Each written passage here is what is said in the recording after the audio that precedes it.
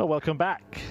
After a short break in play, I'm sure this match will be worth the wait. A meeting between two world champions and two players who may well be battling it out for a spot at the Grand Slam of Darts, a race that at the moment Mikuru Suzuki is winning, having been the runner-up to Fallon Sherrock in the first event today. She's looking to dent Lisa Ashton's hopes of getting to the Slam by boosting her own with a victory here against Ashton. It's the quarterfinals, Lisa Ashton against Mikuru Suzuki. And in this match and all weekend, it will be me, Chris Murphy, and Dan Dawson talking you through it. Yeah, and again, it's a clash of two of the bigger names here this weekend. Mikuru Suzuki and Lisa Ashton. This could be so significant when we look back on this match at the end of the weekend when we're talking about that race for the Grand Slam spot. And it is a first ever meeting between these two at a women's series event. However, they've played 6 times before, and astonishingly, Lisa Ashton, one of the greatest players ever to have played this game, has only won 1 of the previous 6 meetings. Yeah, she's been the thorn in Ashton's side, hasn't she, at the World Championship? 60. Final victory in 2020. And beat her in her very first appearance at the World Championship, first match in 2019, without dropping a set in either of those encounters. Yeah, astonishing. She's also beaten Lisa in a couple of finals in Sweden and in Australia, I think, the Pacific Masters. Certainly the Australasian continent. Suzuki and Ashton were the two players that made it to the Grand Slam last year. That was a qualifier that was played for those events. Well, Suzuki was there as world champion, wasn't she? Lisa won the qualifier. Lisa's wanting 156 there, 100. And leaves herself on 56. Mikuru's on 92. She may look at the bullseye first start here. Is she looking at the treble? Yeah, she did go treble. Now, what's the route? Double 6. And double 6s there. Clinical stuff from Mikuru Suzuki. Just wonder if Lisa Ashton is starting to already get a familiar feeling. 100. Suzuki applying punishment in the opening leg. This is the quarter-final. We'll have a semi-final for you after this between the winner of the quarter-finals between Fallon Sherrock and Corinne Hammond, and Denise Cassidy v Tracy North. Yeah, we still have a last 16 tie going on. Dita Hedman's 3-1 up, and Yukiya Sakaguchi, who's travelled over from Japan with Mikuru. And looks like she can be a danger this weekend, but right now, Dita getting the job done, so would face Jo Locke if she can get that one more leg she needs. 140.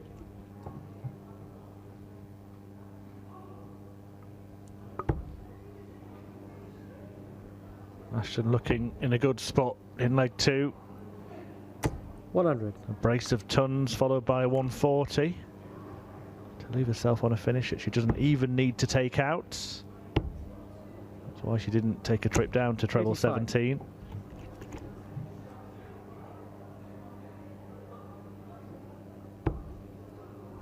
Got to find a treble just to leave a finish of any kind here, Mikuru. She's got that. 100. I don't think Lisa need worry too much just yet. Double 8. Really nicely done by Lisa Ashton. Missed with the first dart, but 2 perfect ones to follow. 76 checkout levels this match at 1 apiece.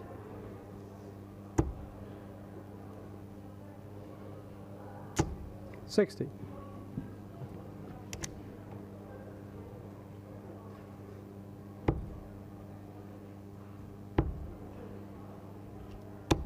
$41. It's been a little bit up and down so far today from Lisa Ashton. 3 averages in the 70s and a couple 41. above 91, including a last victory against Maggie Sutton. She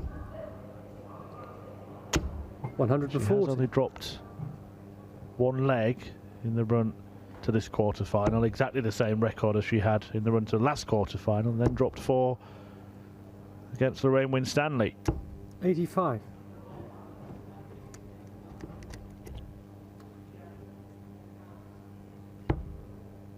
And she's stolen the darts here against Mikuru. 100. It's a bit like what some of the Pro Tour players or old Pro Tour players tell us, that like there used to be a couple of rounds where you'd get opponents that you just knew you were going to beat, and then you'd look at your draw for maybe round 3 or the last 16. Right, I've got a proper game on. Now, it is an open draw here, but they will have that feeling about certain competitors. In some cases, I think it makes it even harder because, you know, back in the day where they used to think, well, we've got to get through the first couple of rounds, there's no players here we need to worry about, and then I've got some serious ones.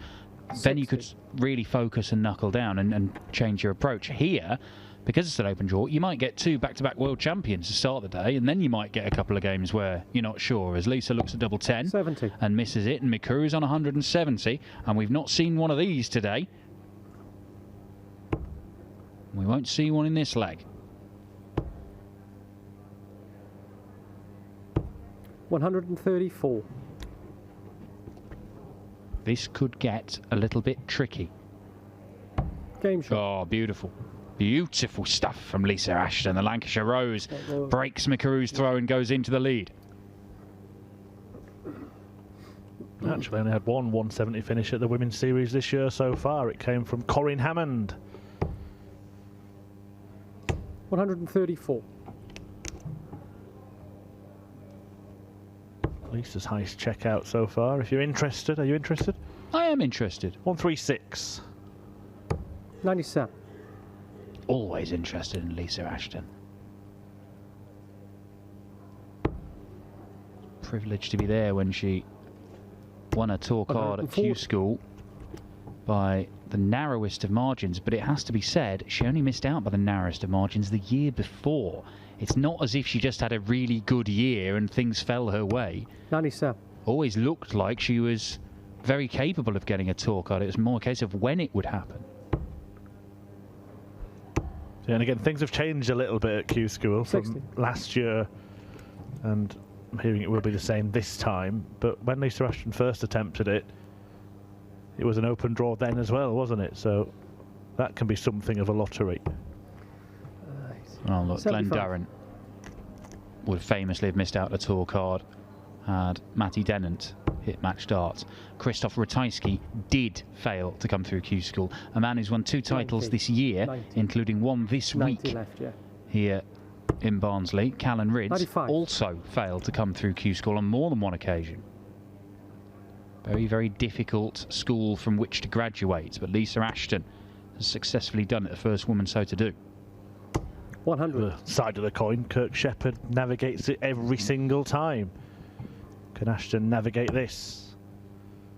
Double 12, double 6. Oh, she's bust a score, Lisa Ashton. Well, even if Suzuki doesn't take this out, she might get another opportunity. Well, Lisa's gone all the way back to 72. 104. And Mikuru has left herself on a double. And I'm not sure who you think the favourite for this leg is. 24 off. So that leaves 48. Double 16. 56. Cost herself by that unlucky double 13, Game and shot. it is double 14 that levels the match for Suzuki. A chance she probably shouldn't have had, but she's taken it. She's broken the throw. And she has the darts in leg 5. 3-1 in a race to 4. Would have been very, very difficult for Mikuru, but she's got a little bit of breathing space, and she does, of course, have the throw. 60. Dieter Hedman did progress past Yukiya Sakaguchi. We're not going to see an all-Japanese semi-final. We might not see any Japanese players in the semi-finals if Lisa can get 100. a couple more legs. But it's Dieter Hedman versus Joe Locke in this half of the draw. Corinne Hammond is toe-to-toe with Fallon Sherrick right now, 2 apiece, both women averaging in the 80s. If Suzuki is to win this tournament, she may have to beat Ashton, Hedman, Sherrick in consecutive matches, the only 3 players to have won Women's Series events. 60. Well, I don't think it'd daunt her, would it? The one thing you can say for Mikuru, she doesn't seem to feel the weight of expectations of others. She turned 59. up and beat Lisa Ashton in her very first game at the Lakeside.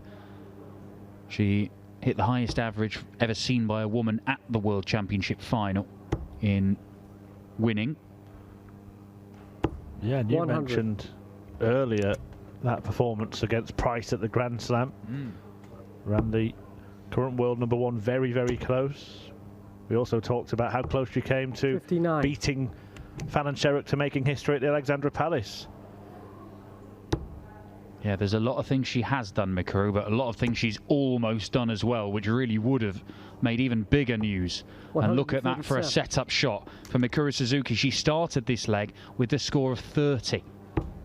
But Lisa Ashton has not been able to find the trebles. That's the first one she's hit in this leg. 86. Quickly followed by the second, but not one she wanted.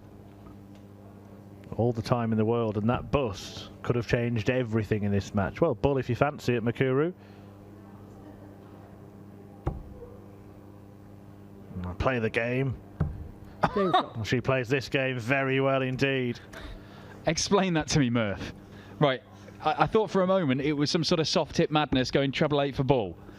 But then was she going for the 14s and she just dragged it down? Like she was 59. great on treble 14 when we saw her on this stream earlier.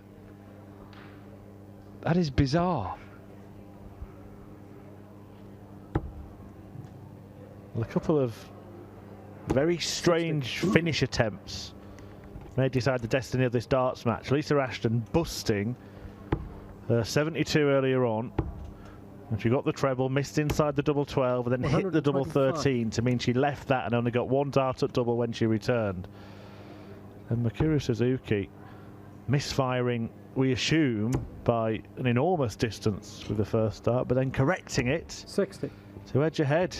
Well, she can't have been going for the treble 16, surely. 48 would have left 26. She wouldn't have gone treble 16, double 13. 96. Either she's just had a complete mental fade, or changed her mind halfway through the shot, or she has dragged it a long way down from treble 14. 41. I mean, it seemed like a good dart for treble 8. Have to see a replay of her throw to try and work it out. I'm not sure we'll be afforded that luxury 68. at any point, but We're in the Alan Norris avenue of opportunity shots here. Just go for any of those trebles all in a line. Get the line right and it will land in one of those. You'll be all right. 60. Good response this from Lisa Ashton, though. She was struggling for trebles in the previous leg and she's hit back, picking up 1 per visit pretty much. 76, yeah. Back up to the treble 20. 97. well, big battles going on in the quarterfinals of Women's Series Event 8 for 2021. 3-2 here to Mikuru Suzuki over Lisa Ashton. 3-2 to Fallon Sherrick over Corinne Hammond. Is this one about to be level? It's only 1 dart at double. Game shot. She takes it out. She would have had more anyway with Suzuki way back on 220. But it all comes down to this. What a big leg this could end up being come tomorrow night. Absolutely. Mikuru Suzuki has the advantage in the race for the Grand Slam spot. We know Fallon Sherrick is going to be there because she won the first weekend of Women's Series action. If she finishes top in this weekend's set of tournaments, it won't matter. It'll go to the next person on the list. At the moment, that is 60. Mikuru Suzuki, who reached the final of the first event. But everybody here knows that Lisa Ashton is desperate to get there. 4-time Ladies World Champion, who is on the tour. 135. Has been the first woman to do a whole bunch of things in PDC darts. But if she's going to keep her tour card, being at the Grand Slam might be a necessity. Mikuru is actually on 266. She's certainly not on 536. Lisa's down to 301. Struggling in this last leg, seemingly. She's managed to score minus 65 somehow. 60. She's called the miracle and she's just produced one. Everybody calm down. It's serious stuff. 104. Serious darts from Lisa Ashton to leave 161 after 9 with back-to-back 140s. Mikuru on 206. Well, what an effort this has been from Lisa Ashton. 3-2 down.